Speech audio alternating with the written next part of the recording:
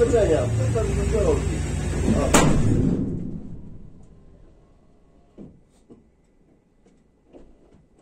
Co ci wybuchło? Co ty mówisz?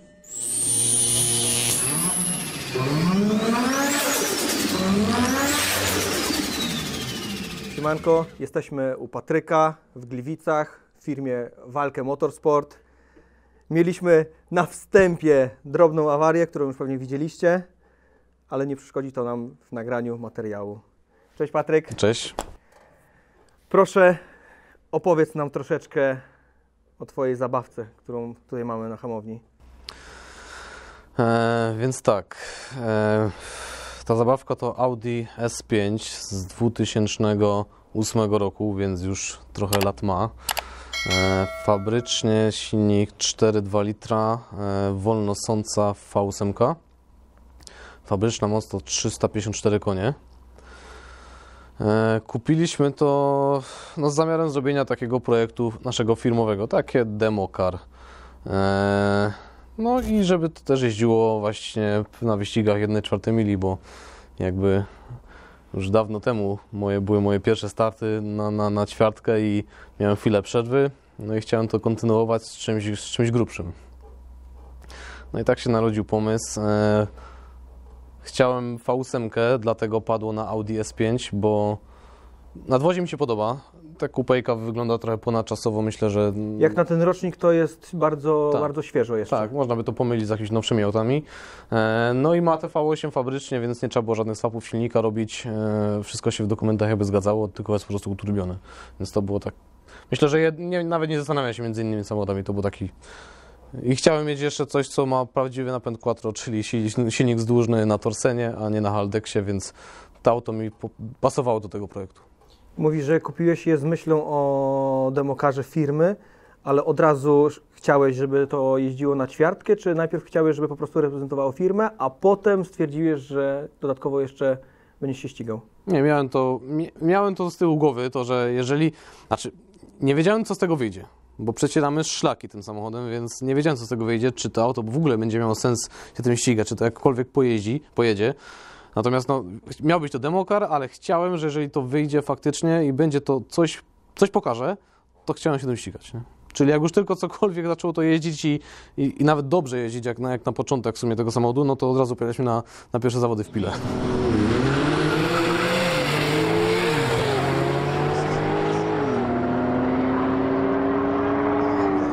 Po zakupie auta od razu przyszedł czas na modyfikację, czy... Od razu. Od razu? Od razu. Czyli kupno, turbosprężarka. Od razu wyjęcie silnika i myśleliśmy, jak te turbo ułożyć. Okej. I szedłeś od razu po tą moc 1000 koni? Czy... Nie. No, na początku mieliśmy taki zamysł 700. To się wydawało i tak bardzo taką wygórowaną liczbą, więc najpierw było 700, więc wszystko było w sumie projektowane pod te 700. Turbosprężarka pod 700, intercooler pod to, rury, wszystko. No i po tym się okazało, że 700 to było bardzo szybko do osiągnięcia. I cały czas na seryjnym motorze? Silnik jest dalej seryjny, to znaczy to silnik to osobny temat, zaraz pewnie do niego przejdziemy, nie? Ale chcieliśmy 700, potem 700 było, no to idziemy dalej. No i skończyło się na tym pierwszym setupie, czyli takim, którym od zaprojektowania do wykonania ten pierwszy setup, to skończyło się na 1000 koni. Nie? Więc i tak było dużo więcej niż chcieliśmy na początku. No, to już pewnie był efekt wow. No, był. No i na jakiej sprężarce budowaliście tą moc? Na początku, czyli ta pierwsze turbo, które tam włożyliśmy 2 lata temu, to był Holset HX50. Bardzo taka budżetowa turbosprężarka, która miała pancerna. Miała być na 700. Przerobiliśmy tam jeszcze kółko, wirnik, kompresor założyliśmy z jakiegoś GTX-a dużego, już nie pamiętam dokładnie modelu. To turbo dalej jeżdżę, bo one w sumie jest jeszcze dalej sprawne, ale już skończyło wydajność. No i te turbo, mimo że obliczyliśmy gdzieś na 700-800 koni, teoretycznie zrobiło 1000. Z doładowania? 1,7 bara, czyli było 1,6, 1,7 bara. To bardzo przyzwoicie, nie? No. To doładowanie jest dalej takie same w sumie. Znaczy, przynajmniej w sezonie 2021 jeździł z doładowaniem 1,7. Teraz może pójdziemy troszkę grubiej, zobaczymy. Okej, fajnie. To teraz może opowiemy o motorze, czyli słupek był seryjny, teraz, albo inaczej, może nie teraz, może ten efekt 2021 roku z mocą 1000 200 koni, tak? I motor jest dłubany, czy nie? 1300 koni miał, pod szale z nitro, bez to miał niecałe, 1170 dokładnie. Silnik, tak jak go na początku poskładaliśmy, tak dalej został, nic mu się jeszcze nie stało, nie oglądaliśmy go, nie rozbieraliśmy go. Silnik jest niezakuty, najprościej mówiąc. Jest poskładany z różnych silników 4.2 od Audi. Co wiedzieliśmy z naszego doświadczenia, w którym jest mocniejsza korba, w którym jest lepsza panewka, w którym jest lepsza głowica, to poskładaliśmy to z 3 silników 4.2, ale wszystkie są OM-owe od Audi. Czyli taki OM+. Tak, silnik jest mieszaniec kodów, natomiast żadna część w tym silniku nie jest jakaś customowa, nie jest kuta, nie jest wzmacniana. Tłoki są poprzerabiane, ale wszystko jest dalej, jakby na każdej części jest numer Audi, nie? Więc to na razie jest silnik, można powiedzieć, seryjny. No. Duży zapas Audi dało, co? No, duży. Tego nie przewidzieliśmy. Okej, to możemy tak teraz pokrótce powiedzieć, ty jeździsz na paliwie dostępnym ze stacji, czy jeździsz na 100 alkoholu? na 100 oktanowym, normalnie na stacji. Czyli zwykłą ten, Na nie mieszasz, tak? Nie. Jedyne co to jest dotrysk metanolu przez WMI. Nie, to jest dotrysk wody z metanolem, ale paliwo w baku jest W normalnie jakiej stacji. proporcji? A to zależy od zapotrzebowania. Natomiast jeździłem na 50, ale pod koniec tego sezonu już zrezygnowałem z wody. Zostawiłem sam metanol. I w sumie chyba nawet efekt lepszy. Są różne szkoły, różnie się czyta. No, próbowałem to i to, ale chyba na te 9 sekund, co to auto mniej więcej jedzie przy najlepszej kondycji, to chyba jeszcze te chłodzenie nie miało tak dużego znaczenia, jak jednak to, że on przyjmował za bardzo wysoki zapłon. Bo tutaj zapłonu nie ma żadnego problemu ten silnik, mimo że on tylko jest odprężony na tłokach, to on zapłon kosmiczny przyjmuje, nie? Jak na seryjny silnik. To teraz jaką masz sprężarkę, bo wspomniałeś, że już nie ma tego Holseta HX50? Tak, Holset zasłużony poszedł na półkę jako dobre turbo, ale które skończyło już wydajność, już nie chciał tego doładowania u góry zwiększać, nie dało się zwiększyć, a myśleliśmy, że może dać więcej. Więc zmieniliśmy na sezon 2021 na Garretta G-serię G42, tego 1450 teoretycznie jego maksymalna wydajność. No i się okazało, że na tej turbosprężarce tylko praktycznie zmieniając tą turbosprężarkę zrobiliśmy to samo doładowanie i 170 koni więcej, a nawet 300, jeżeli mówimy o strzale z nitro, nie? Czyli praktycznie jednak wydajność tej turbosprężarki jest większa, jest większa i to nie ma o czym mówić. Ona też jest na kulce, tamta była na łożyskach ślizgowych, więc i lepiej staje, no i ma lepszą wydajność, mimo tego samego doładowania. No Holset starej generacji, jeżeli porównujemy do tego Garretta, no to nie ma co się oszukiwać. Ale powiem szczerze, jak na budżetowe turbo, bo kosztuje naprawdę mało takich Holset i można go kupić też wszędzie, to daje rady, naprawdę. Ja potwierdzam, bo ja jeżdżę na HY35 w Hondzie, gdzie to miało być toporne, miało nie wstawać, a w gruncie rzeczy, jak mam zakładać Chińczyka, to zostawiam, bo nie ma sensu, tak. nie? Jest za normalne pieniądze. I, wracając do twojego tematu turbo, z tym Garrettem jeździłeś już w 2021? Tak, Garrett jeździł tamten rok. I jaki czas zrobiłeś? 9,26. Jesteś najszybszym AWD streetowym w Polsce. Podobno. Podobno, czemu podobno? Nie, no cieszę się bardzo z tego i tak jest. No. Lista mówi, że tak, długo tytuł dzierżył Marcin? GTR. Nie, tytuł należał do GTR-a. Tak? Tak. Myślałem, że Audi było. Nie, Robin, z tego co wiem, był na pierwszym miejscu. Na Finsterwalde pobił rekord polski i wtedy jeździł chyba z czasem 9,3 coś, 9,3 z groszem. A, bo Audi robiło 9,6 chyba. Marcin miał 9,6, ale nie chciałbym tutaj dodać mu czasu, więc przepraszam, jeżeli się pomyliłem, ale chyba 9,6 miał. No, też tak uważam. No to czyli wysoko postawiona poprzeczka 9,3, a będziesz w tym sezonie pewnie walczył o kolejne zbijanie. Chciałbym, no. Chociaż tak jak się wydawało dla nas niemożliwe zejście tym samochodem poniżej 10 sekund, bo on w tym pierwszym sezonie, którym jeździliśmy, na tym mniejszym moc, na tym wspomnianym Holsecie, jeździł 10.1, ale to tak uparty był na te 10.1, że no nie dało się przeskoczyć. Cały czas 10.1.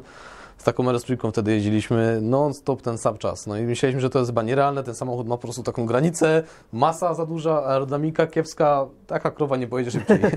No a się okazało, że da się. No. Doszło trochę koni i się udało, tak? Doszło koni, skrzynia się zmieniła. To też był taki milowy krok naprawdę, bo...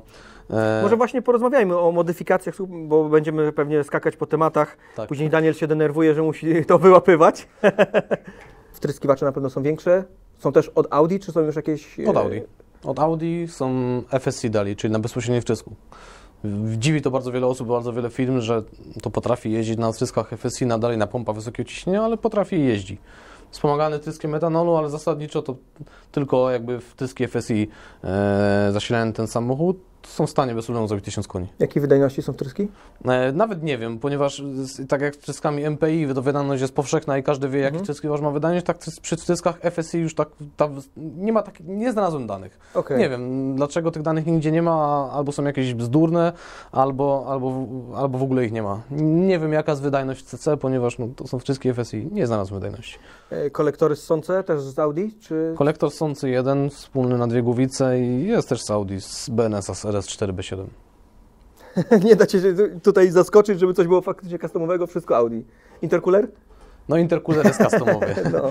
Intercooler jako osprzęt jest customowy, na zamówienie zrobiony. Teraz jest nowy, był mniejszy, był taki podwójny mniejszy, teraz jest taki już naprawdę duży z rdzeniem prawie 100 mm na całą wielkość grilla. Ze względu na temperaturę w dolocie? Zmiana? Temperatura tak, ale bardziej chodzi o przepustowość. Okay. Tamten intercooler był projektowany na 700 koni, tak jak było pierwotne założenie. No a teraz zmieniły założenia i ten teoretycznie jest gdzieś na około 1000, no ale to zawsze tak jest, że tamten na 700 dał 1000, a ten na 1000 pewnie da z 1300. No, tak jak było, no. Te zawsze widełki są tak naprawdę nie do policzenia. Tym bardziej, że to ktoś projektuje jakby pod samochód, więc podejrzewam, że też sam nie wie do końca, ile jest wydajność. Natomiast jest duży. No. Zgadza się. Zmieniłem teraz też orurowanie z tego intercoolera, żeby to jakoś mogło lepiej oddychać. Nierdzewka, aluminium? No niestety nierdzewka, bo ja to spawam wszystko samemu. Nie potrafię spawać aluminium. Nierdzewka jako tako coś tam pospawam, więc spawam to samemu, robię to z nierdzewki z powodu tego, że jeszcze nie umiem... Jak się nauczę spawać aluminium i będzie mi to wychodziło, to pewnie zmienię... Jak będziesz samowystarczalny. Tak. To zmienię pewnie materiał na aluminium, żeby był lżejszy. Tak ale jest. Na razie jest nierdzewka. No. Dobra, wspomniałeś o skrzyni biegów. Tak, skrzynia, no to auto fabrycznie było, skrzynią automatyczną 6HP, ZF-a 6HP 28. Ona jeździła pierwszy rok, dobrze jeździła. W przerwie zimowej między 2020 a 2021 wzmocniliśmy tą 6HP 28, daliśmy więcej tarczek, przekładki inne, robiliśmy tam parę modyfikacji i myśleliśmy, że będzie nie do zniszczenia, a na pierwszych zawodach chwilę się okazało, że urwałem wałek wejściowy i to całkowicie przekreśliło tą skrzynię, bo wałek stoi teraz w gablocie z pucharami jako pamiątka. Już nie było co zrobić z tą skrzynią biegów. Wałek wejściowy da się kupić wzmacniany, ale kosztuje tyle, że to nie dla nas niestety, więc... Nie miało sensu pewnie, co? No, i dostałem wycenę na 21 000 za sam wałek wejściowy i wałek wewnętrzny, więc no, nie do przeskoczenia dla mnie. To wolałem już iść w 8 HP i robić wszystko, żeby to 8 HP tutaj weszło, niż wkładać do tamtej skrzyni tyle pieniędzy. Czyli mamy 8 HP? Mamy 8 HP. Dużo roboty? Z założeniem mechanicznie nie. Pasuje. W miarę pasuje. Z wystrojeniem? Troszkę więcej. Sam stroiłeś? Tak. No, ja stroję te skrzynie na co dzień i silniki, więc robiłem to samemu i to działa. To była najlepsza decyzja, że próbuję, mimo że wtedy również nie było gdzie zasięgnąć informacji, czy to się uda. Wiele osób, które gdzieś tam te skrzynie próbowało, twierdzi, że skrzynia biegów 8 HP będzie chodziła tylko z magistralą UDS pełną. Ten samochód jest jeszcze na magistrali CAN, przynajmniej sterownik silnika jest na magistrali CAN, co się nie uda połączyć, ale się udało i w sumie to nawet teraz od tego samochodu oferuję to już innym klientom na sprzedaż, w sensie to oprogramowanie i te swapy, te skrzynie, bo bardzo fajna modyfikacja, naprawdę. Czyli jako firma Walkę Motorsport przecierasz szlaki, otwierasz nowe drzwi i działa. Z tym samochodem tak, bo tak jak uturbiona, znaczy może gdzieś jeżdżą takie S5 uturbione w Europie, pewnie są, ale no chyba takich czasów nie robią, prawdopodobnie. Przynajmniej słyszałem gdzieś w Stanach, tam też coś próbują, ale przetarliśmy szlaki, no chyba jakoś tak, skromnie mówiąc, to wyszło. No. Czyli można powiedzieć, że to jest najszybsze S5 w Europie? Jeśli chodzi o te, które się ścigają streetowo na ćwiartkę. Te, które są gdzieś znane w internecie czy na zawodach, to tak. Jeżeli ktoś ma w garażu, porobił czasy, nigdzie nie udostępnił, no to o tym nie wiemy. Przyznaję mu, może ma szybszą. Natomiast oficjalnie nie słyszałem o szybszej. Według rankingu dragi też teoretycznie nie ma. No chociaż mówię, no może ktoś mierzył czymś innym, może ma w garażu, więc nie ma co tutaj mówić 100%. Mega fajnie. Przechodząc teraz do karoserii, oklejenie, demo car, wiadomo. Twoja inicjatywa? Twój projekt? Nie. Projekt tutaj, taka zaprzyjaźniona firma z Gliwic, która zajmuje się takim oklejaniem, przyciemnianiem. Dałem im zdjęcia samochodu, mówię, spróbujcie mi coś zaproponować. No i odesłali mi wizualizację, mówię, kurczę, podoba mi się, to już było 2 lata temu, zróbcie mi to. No i tak to wyszło. Teraz chętnie bym już coś zmienił. Może nie ze względu na to, że mi się nie podobało, bo dalej mi się podoba, ale chciałbym z czymś coś świeżym wyskoczyć i już sam nie wiem, co zrobić. Już mało czasu do tego sezonu nam zostało, więc albo uda się coś na szybko stworzyć, albo zdejmiemy na razie to oklejenie, zrobimy go czarnego, takiego niepozornego, a później z czymś wyskoczymy, zobaczymy.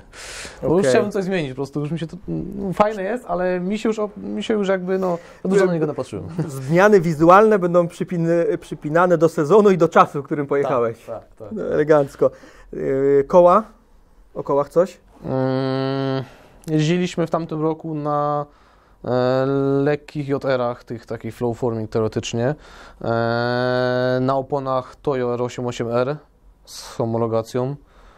Teraz opony są te same, z tym, że z tyłu założyliśmy szersze felgi 11 cali, żeby móc założyć oponę 305, bo do tej pory były przód i tył 265, ale on z trakcją to ma potężne problemy i widziałem nieraz. próbujemy coś z tym zrobić, chociaż jego masa i spora moc, kurczę, nie pomaga.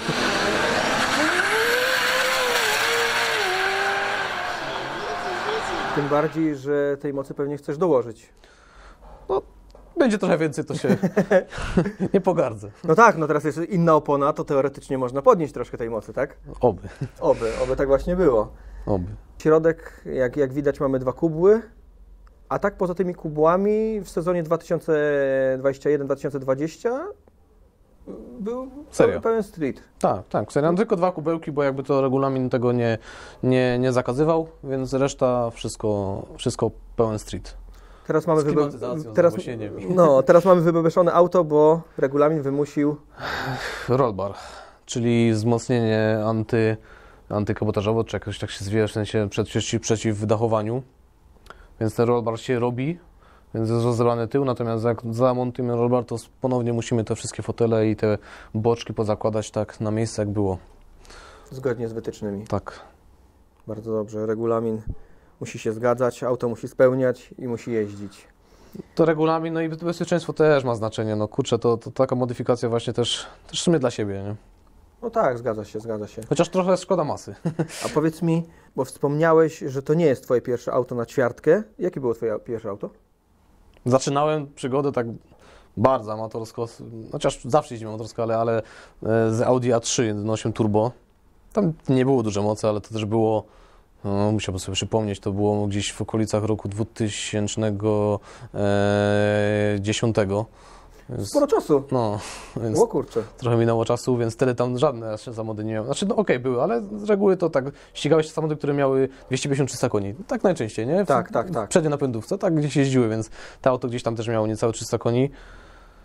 Nie pamiętam, czy ja coś tam udało mi się wygrać. Jakiś tam, coś tam. A jeździłeś po Polsce, czy tutaj bardziej lokalnie?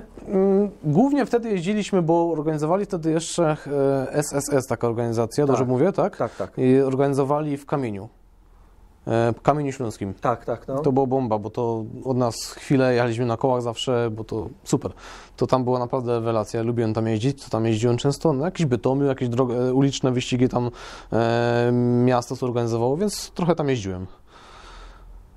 Ale to było auto takie typowo na co dzień, więc one jeździło tak jakby tylko dla frajdy. No w sumie zawsze jeździmy dla frajdy, ale tak typowo pojedziemy. Dzisiaj jest troszkę inaczej to wszystko pojęte, bo mamy większą możliwość do tego, żeby pojechać sobie na jakiś tor poupalać, a te 10-15 lat temu tor Poznań to było takie jedyne tutaj na Śląsku. Co takiego mieliście? Nawet nie wiem, bo ja powiem szczerze, ja nigdy nie jeździłem na takie tory. Nie było? Możliwe, że coś było, nie chcę, nie wiem, ja w tym samym tylko na ćwiartkę jeździłem wtedy. No i to tak było, że właśnie, że dużo się upalało na ulicy. No, myślę, że wielu z nas tak zaczynało. A u Ciebie skąd się wzięła w ogóle pasja do 1/4 mili? Nie było tak przecieranie, że próbowanie, nie wiem, zakręty, może ćwiartka, albo ktoś Cię zaraził, albo stwierdziłeś, że od początku, że sam? A już nie pamiętam, jak to się wzięło. Nie wiem, lubię tą rywalizację, lubię tą adrenalinę, lubię ten stres przed tą choinką, nie wiem, to jest tak wciągające i uzależnia, że kurczę, nie wiem, nie pamiętam jaki był powód. No, gdzieś tam może usłyszałem w radiu, że organizują wyścigi, a pojedziemy, no. Czyli nikt Cię nie wciągnął, bardziej Twoja ciekawość? Tak, ze znajomych raczej, chociaż może bym skłamał, bo tutaj u nas, gdzie mieszkamy, w tej małej takiej miejscowości obok Gliwic, tutaj było sporo fanów grupy Volkswagena. Zresztą my też jesteśmy, ale... To jest chyba najgrubsza rzesza fanów Tak. motoryzacji w Polsce. Tylko ta grupa tutaj była dosyć znana nawet na całej Polsce. Mieliśmy tu takiego bardzo znanego Golfa 1 w takim jasno-niebieskim kolorze, pewnie go dużo osób w Polsce kojarzy. To mój znajomy i oni w sumie, może oni byli inspiracją, pewnie tak. Oni byli trochę starsi wtedy, inspiracją pewnie oni byli też w jakichś tam wyścigach jeździli i zaczynali się ścigać tymi polówkami G40, więc tak. to są te czasy i to pewnie może być, że oni byli dla mnie inspiracją, na pewno. No i fajnie, no, motoryzacja ma zarażać i mamy w niej zostawać. A powiedz mi jeszcze plany na ten sezon, jakbyś miał określić, bo Utrzymać się. Utrzymać pierwsze miejsce w klasie? No chciałbym. Jest jeszcze drugi plan, ale tak jak mówię, no to tak jak z tym przeskoczeniem czasu z 10 na 9, tak samo się wydaje nierealne z 9 na 8, ale wiadomo, żebyśmy chcieli, no. No tutaj już jest im niżej, tym ciężej o każdą setną i będzie ciężko, aczkolwiek no, masz opony, podnosisz moc, więc... Dokładam wagi. No, zrzucisz trochę i się wyrówna gdzieś tam, nie? Więc powinno być ok.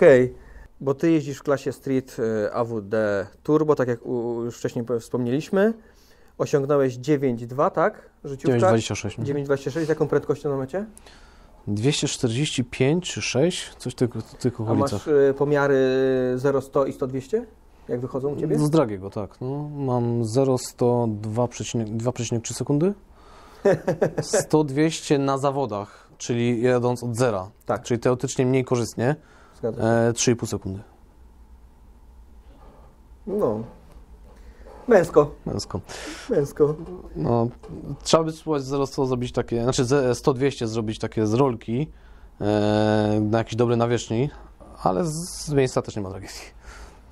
No to nie ma się co oszukiwać, czemu to się przekłada na tak dobry czas, nie? I gdzieś technologia, która pewnie jest zawarta i w napędzie, we wszystkim, pewnie pomaga w tym, czy nie bardzo? Czy wręcz odwrotnie, czy twierdzisz, że wypadałoby ją rozłączyć? Nie wiem, dodatkowe jakieś czujniki, czy fajnie, że one są? Rozłączenie tak, powyżej 200 na godzinę. Jest to realne? Nie. Myślę, znaczy teoretycznie wszystko jest realne, ale wiązałoby się to z skomplikowaniem z konstrukcji, z dodatkową masą. Nie wiem, czy korzyść byłaby, że tak powiem, lepsza niż środki, które będą potrzebne, żeby to zrobić. Okay. Zostaje tak, jak jest. No jedyne możemy pomyśleć kiedyś o jakichś szperach, bo to auto nie ma szper i to jest duży minus przez tą taką. Nie ma szper. Nie ma. Ani z przodu, ani z tyłu nie ma.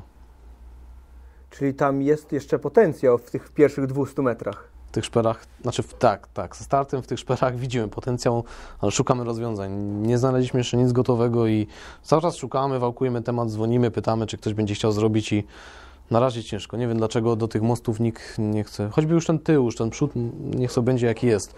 Ale tył, no, wypadałoby zrobić blokadę międzyosiową, tył i przód. No, to by było wtedy bomba i myślę, że na pewno te 60 stóp by się poprawiło mocno. W tej chwili jak to wygląda? A musiałbym zerknąć teraz dokładnie, to nie pamiętam. 1,5 coś, ale nie chcę teraz... Kurczę, już tyle minęło z ostatnich wyścigów, że nie pamiętam. Już się tak nastrajasz na nowy sezon, tak, że wiesz, nie będę sobie głowy zatruwał tym, co było, tak, idziemy po nowe, mam nie? być lepiej. Tak. Masz jakieś wzornictwo, nie wiem, za oceanem, na czym się wzorować ewentualnie? Bo tak jak już wspomnieliśmy, że w Europie no nie bardzo, że Ty przecierasz szlaki, a za oceanem? Nie ma. Patrzyłem, kiedyś szukałem jakiejś informacji, to nie więcej równolegle do tego samochodu, może z opóźnieniem, tamten samochód z opóźnieniem pół roku powstawała też taka S5 w Stanach, ale nie wiedziałem o niej nawet wcześniej, jak budowałem to auto, zresztą one powstawało może z pół roku później. Nie wiem, czy one się sugerowało nami, podejrzewam, że też nie, po prostu powstawały podobne auta z podobnym umiejscowaniem turbosprężarki. Natomiast, no nie, wzorować się nie miałem i musieliśmy to przecierać. Odzywał się ktoś do ciebie, jak to wyszło i... Właśnie tamta osoba się odzywała. Okej. Odzywała się, bo nie wierzyła nam, że ten samochód ma 1000 koni, że on wytrzymuje, że musimy kupić korbowody, które on zaprojektował i tłoki, które on zaprojektował i że to jest nierealne, że mamy nie ściemniać i nawet się poobrażał, poblokował nas, żebyśmy nie mogliśmy tam komentować. Potem się chwalił, że zrobił czas gdzieś niecałe 11 sekund na 1/4 mili, gdzie myśmy już mieli 9 i jak to zobaczył, to mówię, blokady bany poszły na nas, żebyśmy tylko nie pokazywali, że w Polsce jest coś lepszego niż w Stanach, bo on tam jest jakby, on jest tam takim guru w tych Stanach, jak chodzi o robienie tych niemieckich silników i tych uturbianie tych 4.2 i się poobrażał chłopak, no bo nie wierzył na początku, a potem zobaczył czasy i to uwierzył. Niesmacznie, nie? No niesmacznie, strasznie to dziwna sytuacja i pisaliśmy ze tam, bo chwalił się, że ma najszybszą S5 na świecie, że zrobił ten czas, już nie pamiętam dokładnie, natomiast było to niecałe 11 sekund, że to jest rekord świata, jak chodzi o 1/4 mili. No to nie chciałem tego pozostawić tak całkowicie bez odzewu, no to wrzuciliśmy w komentarzu nasz czas, no to usunął. Kolega wrzucił, usunął, poblokował wszystko. Skończył się temat. Niech żyją, że są najlepsi. No, może tak, niech żyją w tym, co jest, a mamy żywy dowód, który tu stoi. Jeszcze wracając teraz do ćwiartki, warto wspomnieć, że ten czas 9.2 pojechałeś w Polsce. Tak, Gdzie chwilę. ten tor, no oczywiście ten tor, który mamy, jest najlepszym torem dostępnym w naszym kraju. Za granicą są lepsze tory, nie ma się co oszukiwać. Czy myślałeś o tym, żeby na przykład w tym sezonie pojechać za granicę? Chciałbym.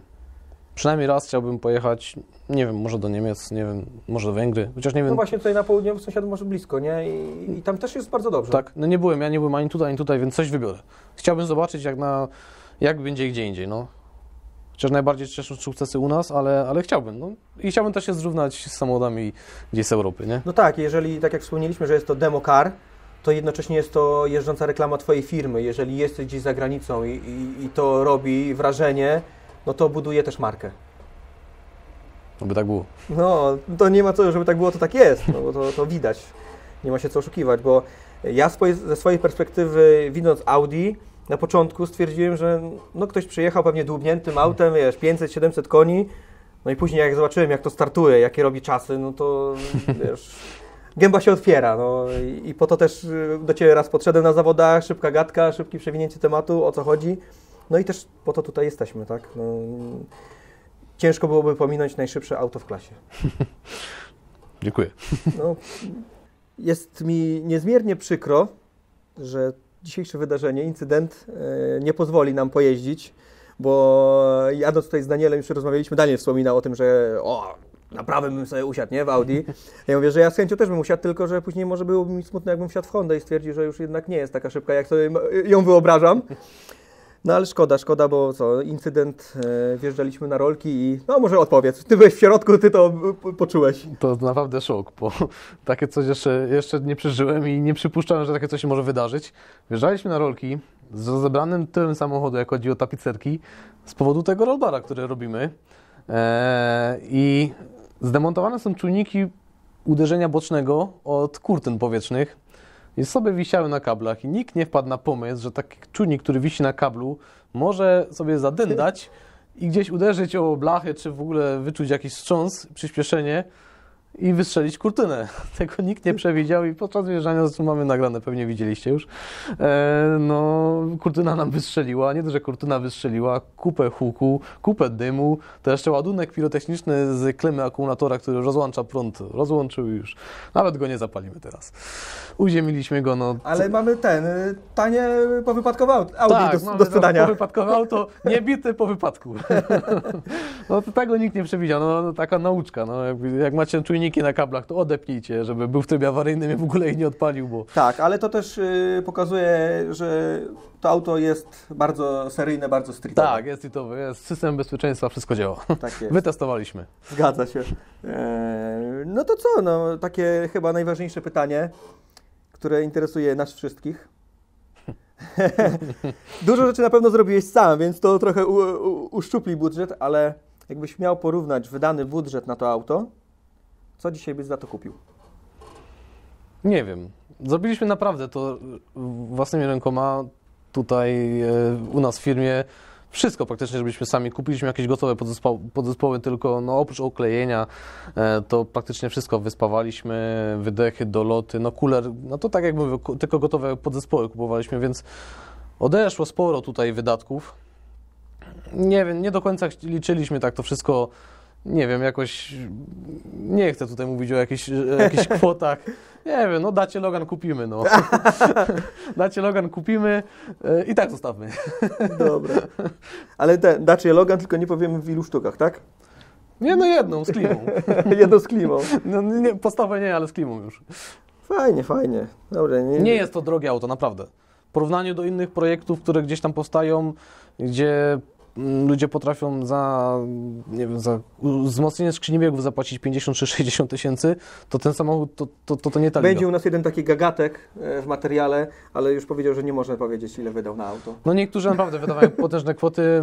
Tutaj nie. Tutaj naprawdę to nie są... To pod względem kasy to taka bardzo uboga liga. Czy jakbyś miał w tej chwili ponownie cofnąć się tam te 2-3 lata wstecz do wyboru auta, zrobiłbyś to samo? Zdecydowanie. Zdecydowanie. Nie żałujesz. Jest Nie. wszystko ok, tak jak miało być. Podoba mi się jeździ. Gdyby był tylko lżejszy, bo waży sporo. No ale czy mógłbyś zastąpić, nie wiem, maskę jakąś laminatem, nie wiem, błotniki? Błotniki są lekkie, bo są aluminiowe. Aluminiowe, okej. Maska stalowa. Chociaż nie, maska też jest aluminiowa. No można by, tylko nie wiem ile Łatwiej by to dało. dołożyć mocy niż się bawić w karoserię. No, pewnie musiałbym pierwsze co to wyrzucić ten szklany dach, bo to jest taka chyba źródło też wagi i w sumie niepotrzebne. Więc to na pewno kiedyś zrobimy. Ale dużo to ciężko z tego auta. No, jeżeli to ma spełniać wymogi streetowe, to ciężko. Naprawdę, żeby dużo z tego obciąć, to nie wiem, co by trzeba powyjmować. To się zastanowisz, ile na zawodach w sezonie Ciebie zapytamy. Na draga go przerobimy. Na draga. Na Okej. draga go przerobimy. No co, ja Ci życzę, żeby wtedy szło jak najlepiej. Dziękuję bardzo. Pobijanie własnych granic, własnych rekordów. Ty będziesz bił rekordy, napędzał konkurencję, konkurencja będzie biła rekordy, będzie napędzała Ciebie i wszystko będzie się kręciło i szło w dobrym kierunku. Oby. Więc tego Tobie życzę i rozwoju dla nas wszystkich motorsportu drag racingowego. Dzięki za rozmowę. Dziękuję również. Bach.